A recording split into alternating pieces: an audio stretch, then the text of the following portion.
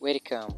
Muri ino video ngiye kukwereka uburyo ushobora gutangira gukorera amafaranga kuri TikTok account yawe mu gihe ufite abo followers 1000 gusa. Nta kindi bigusaba uretse kubana nanjye kuri ino video itangiye kugeza irangiye, nkakwereka uburyo wabikoramo step by step, nkakwereka features uba wemerewe igihe wujuje abo followers 1000. Niba ari ubwa mbere ugize kuri channel rero, kora subscribe, like, share na comment, wibuke gufungura inzogera kugira ngo tuzagicikwa na video nziza tunyuza kuri iyi channel yacu.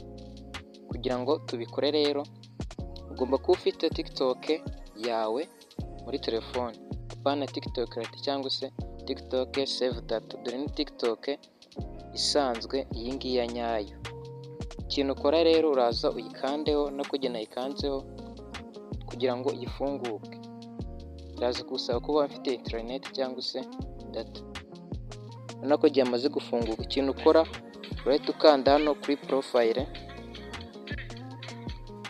ukande kuri profile yawe, urabona ko ukandaho gutya, ubundi utegereza akanya gatoya. Ubona yuko nahise ngera muri account yanjye, ubona yuko namaze kuyigeramo. Urabona ko jyewe aba followers 1000 ndabarengeje, bivuze yuko izo features nemerewe kuba nazikoresha nkatangira kwinjiza kuri TikTok. Ikintu umara gukora rero, numara kugira hano ikintu uza kwita ukora, uretse uza hano hejuru hari uturongo dutatu dutambitse haranatunze agafresh, uhita ukandaho, kandeho gutya. Numara gukanda tuza hano handitse ngo TikTok Studio. Ahangaha urakanda kuri kano kantu gatunze agafresh, ukandeho gutya. Numara kugakanda utegereza akanya gatoya, uraza kwita ugera ahantu hameze gutya, utegereza bifunguke. Urabona yuko byamaze gufunguka, biri kutwereka net followers, likes ndetse na post views. Hanyuma uri kubona noneho zino features igihe ufite hano, izi ngizi ebyiri. Izi ngizi nizo zigaragaza yuko TikTok ari international TikTok. Wowe nuze gusanga utazifite, uraza gusanga TikTok yawe setinze mu Rwanda cyangwa se mu kindi gihugu kitemerewe monetization. Bityo izi features ntabwo ushobora kuba wazibona cyangwa se wemererwe kuba wazikoresha bitewe na TikTok yawe location irimo.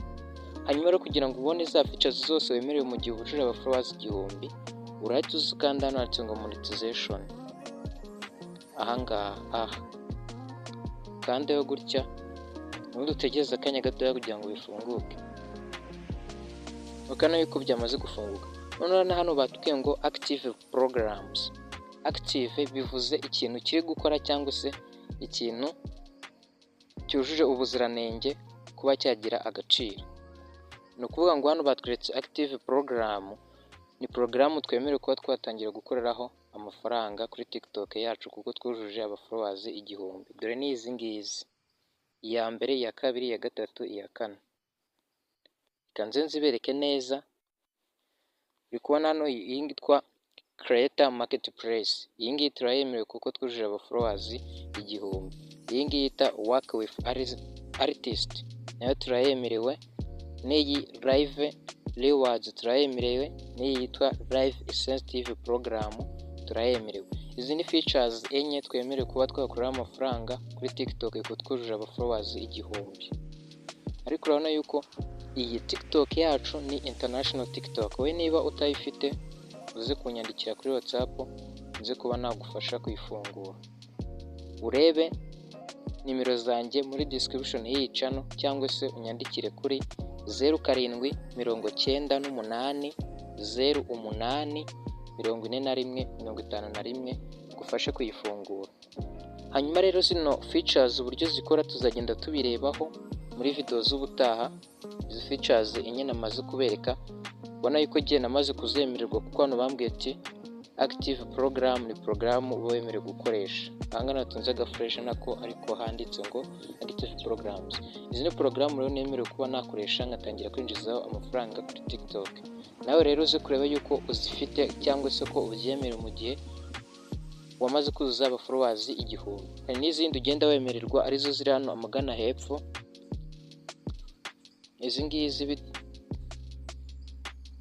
bitewe n'aba followers wagiye ugira cyangwa se views, nanone bigaterwa nuko account yawe iri gukora. Izi ngizi hanyuma rero wowe twanyuma ino video nizeye ko wakoze subscribe, like, share na comment kugira ngo utazacikwa na video nziza y'ubutaha y'uburyo nzakwereka uburyo ushobora gukoresha zino features zose enye tubonye arizo creator, marketplace, work with artist, live rewards ndetse na live incentive program. Nzakwereka uburyo buri yose imwe ikora n'uburyo ushobora gutangira kwibyaza umusaruro.